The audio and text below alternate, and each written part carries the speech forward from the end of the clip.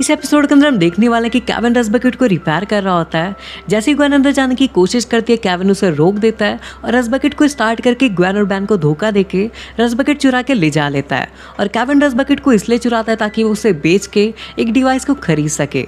लेकिन उस डिवाइस के अंदर ऐसा क्या होता है कि वो बैन और ग्वेन को ही धोखा दे देता है। पूरा एपिसोड देखेंगे, लेकिन उससे पहले एक छोटी सी रिक्वेस्ट है, अगर आप इस चैनल पर पहली बार आए हो तो प्लीज़ चैनल को सब्सक्राइब कर लेना। आप देखो बाद में आप लोग भूल जाते हो, इसलिए अभी से हाथ दिला रहा हूँ, कर लो सब्सक्राइब। थोड़ा सा टाइम लगता है सब्सक्राइब करने में, लेकिन उससे जो खुशी मिलती है ना, वो नेक्स्ट लेवल होती है, तो कर लो। एपिसोड की शुरुआत में हमें केविन दिखाया जाता है जो कि आरजेड के पास आया होता है। आरजेड कहता है कि जो मशीन तुम इतने टाइम से ढूंढ रहे हो वो मशीन मेरे पास है। केविन कहता है चलाओ दिखाओ फिर।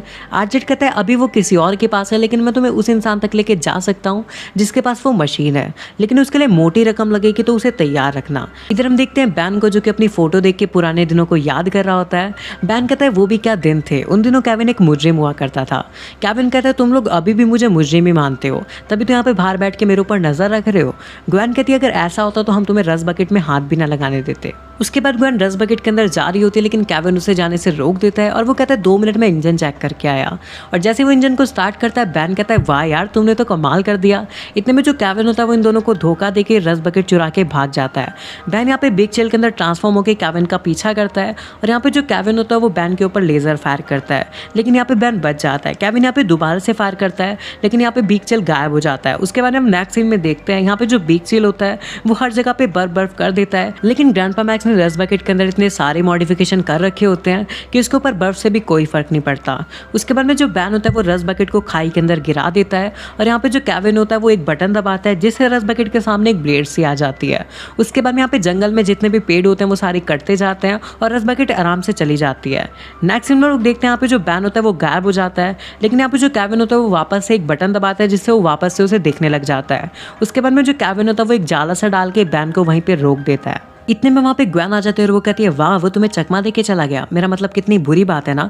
बैन कहता है मुझे उसके ऊपर भरोसा करना ही नहीं चाहिए था। ग्वेन कहती है हो सकता है इसके पीछे कोई कारण हो। उसके बाद में उसका रुमाल निकालती है। बैन कहता है उसका इतना गंदा रुमाल तुम्हारे पास क्या कर रहा है।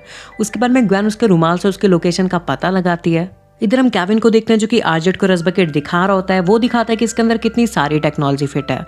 वो आरजेड से पूछता है क्या वो रस बकेट खरीद भी लेगा। आरजेड कहता है जरूर, लेकिन अगर ये उस तक पहुंचेगी तब। उसके बाद में आरजेड अपना एक कांटा यहाँ पे केविन को चुभा देता है जिससे केविन कुछ भी नहीं कर पाता।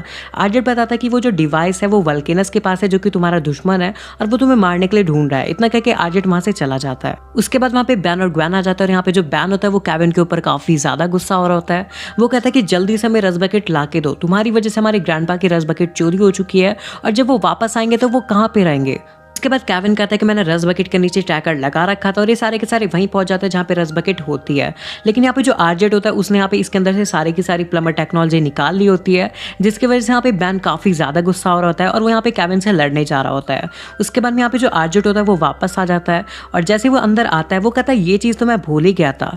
और जैसे वो बाहर निकलते हैं यहाँ पे सारे के सारे उसे घेर लेते हैं और यहाँ पे जो आरजेड होता है वो इन सबसे बच के बाहर भाग जाता है। उसके बाद जो बैन होता है वो आंखों के अंदर ट्रांसफॉर्म हो जाता है और वो अपनी काफी सारे क्लोन बना के उसे चारों तरफ से घेर लेता है। उसके बाद में बैन यहाँ पे अपनी साउंड वेव से आरजेड को मारता है जिससे वो दूर जाके गिरता है।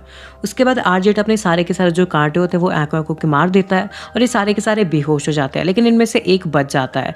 इतने में हम देखते हैं यहाँ पे जो ग्वेन है वो आ जाती है और इतने में पीछे से केविन भी आ जाता है और वो ग्वेन को बचा लेता है। लेकिन इतने में यहाँ पे देखते हैं दोनों के यहाँ पे कांटे लग चुके होते हैं, इस वजह से दोनों के दोनों भी बेहोश हो जाते हैं। लेकिन जो बैन होता है वो अभी भी आरजेड से फाइट कर रहा होता है। आरजेड अपने कांटे से छोड़ता है, लेकिन आंखों को अपनी साउंड वेव से उसके जो कांटे होते हैं वो रिटर्न करके उसी के मार देता है, जिससे जो आरजेड होता है वो खुद ही बेहोश हो जाता है।